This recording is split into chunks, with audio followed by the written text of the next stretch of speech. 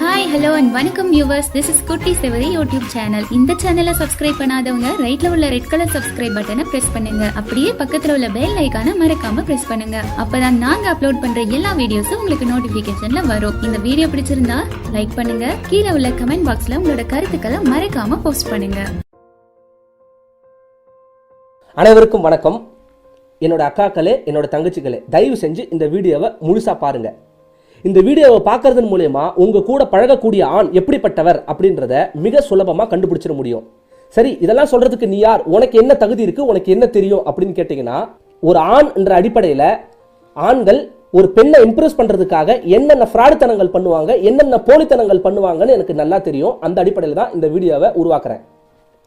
பொள்ளாச்சியில் நடந்த இந்த கொடுமையான நிகழ்வுக்கு ஒட்டுமொத்த ஆண்களின் சார்பா நான் அசிங்கப்படுறேன், அவமானப்படுறேன், மன்னிப்பு கேட்டுக்கிறேன். ஆனா இது மட்டுமே போதுமா அப்படின்னு யோசிச்ச போது கண்டிப்பா இல்ல, இன்னும் இருக்கு அப்படின்னு தோணுச்சு. அதாவது நம்ம கூட இருக்கக்கூடிய பெண்கள்கிட்டையும் நம்மளோட தோழிகள்கிட்டையும் சில விஷயங்களை பகிர்ந்துக்கிறது மூலமா அவங்கள காத்துக்கிறதுக்கு உதவி செய்ய முடியும் அப்படின்னு தோணுச்சு. அதோட விளைவு தான் இந்த வீடியோ. உங்க கூட பழகக்கூடிய ஆண் எப்படிப்பட்டவர் அப்படின்றத கண்டுபிடிக்கிறதுக்கு முதலாவது வழி, ஆண்களுக்கு பேச தெரியாது.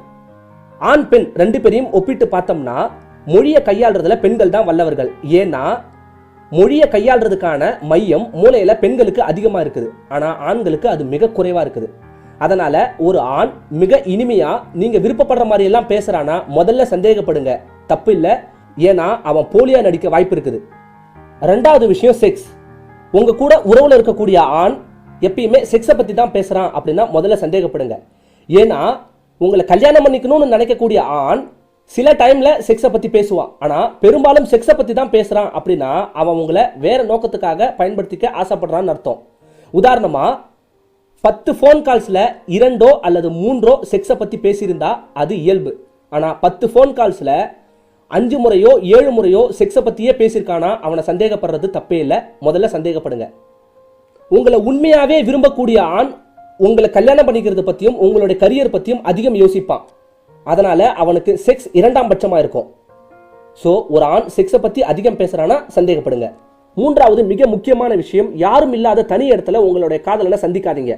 உங்களுடைய சந்திப்பு எப்பயுமே தியேட்டர், பீச், பார்க் போன்ற பொது இடங்கள்ல நடந்துச்சுன்னா அது உங்களுக்கு கூடுதல் பாதுகாப்பா இருக்கும். இல்ல எனக்கு தனியா நிறைய பேச வேண்டியது இருக்குது அப்படின்னு ஆசைப்பட்டீங்கன்னா உடலுறவு கொள்ள வசதி இல்லாத இடங்களா பார்த்து தேர்ந்தெடுத்து போங்க. இல்லப்பா காதலை வலிமைப்படுத்துறதுக்கு உடலுறவு கொள்ள வேண்டியது அவசியமா இருக்குது அப்படின்னு ஆசைப்பட்டீங்கன்னா அது உங்களோட விருப்பம். ஆனா அந்த இடத்துல கேமரா இல்லாம பாத்துக்கோங்க. இதை உறுதிப்படுத்திக்கிறதுக்கு ஆன்லைன்ல 1000 டிவைஸ் இருக்குது, 1000 ரூபாயில இருந்து. நான்காவது மிக முக்கியமான விஷயம், சோசியல் மீடியாவில தான் பெண்கள் ஏமாறுறாங்கன்னு கிடையாது, நேர்ல கூட பெண்கள் சுலபமா ஏமாந்துடுறாங்க. உங்களை முதல் முறையா பார்க்கக்கூடிய ஆண் உங்களை எங்கேயோ பார்த்த மாதிரி இருக்கே அப்படின்னு சொன்னா முதல்ல சந்தேகப்படுங்க. அதே நபர் போன் நம்பர் கேட்டார்னா தயவு செஞ்சு கொடுக்கவே கொடுக்காதீங்க, ஏன்னா அவர் வேற எதுக்கோ அடி போடுறாருன்னு அர்த்தம். அஞ்சாவது மிக முக்கியமான விஷயம், உங்களுடைய காதலனே கேட்டாலும் கூட உங்களுடைய நியூட் வீடியோஸையும் போட்டோஸையும் ஷேர் பண்ணவே பண்ணாதீங்க.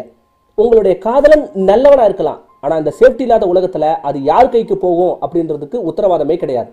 அதையும் தாண்டி நீங்கள் காதலிக்கக்கூடிய இந்த நபர் தான் உங்களுடைய வாழ்க்கை துணையா வரப்போறாருன்றதுக்கு எந்த விதமான கேரண்டியும் கிடையாது. அதனால கல்யாணத்துக்கு முன்னாடி உங்களுடைய நியூட் வீடியோஸையும் போட்டோஸையும் உங்கள் காதலனாகவே இருந்தாலும் கூட ஷேர் பண்ணாதீங்க. இந்த 5 விஷயத்தையும் மிக சுருக்கமா சொல்லணும்னா, நீங்க விருப்பப்படுற மாதிரி எல்லாம் ஒரு ஆண் இருக்கானா முதல்ல சந்தேகப்படுங்க, அனலைஸ் பண்ணுங்க, உறுதிப்படுத்திக்கோங்க.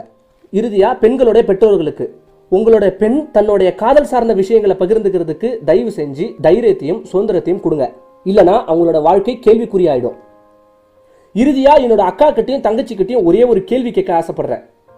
எவ்வளவு படிச்சிருக்கீங்க, இந்த படிப்பெல்லாம் உங்களை தற்காத்துக்கு உதவவே இல்லையா, நீங்க சரியா படிக்கலையா, இல்ல இந்த கல்வி முறை அவ்வளவு மோசமா இருக்குதா அப்படின்றத நீங்களே யோசிச்சு பார்த்துக்கோங்க. முடிஞ்சா விடை சொல்லுங்க.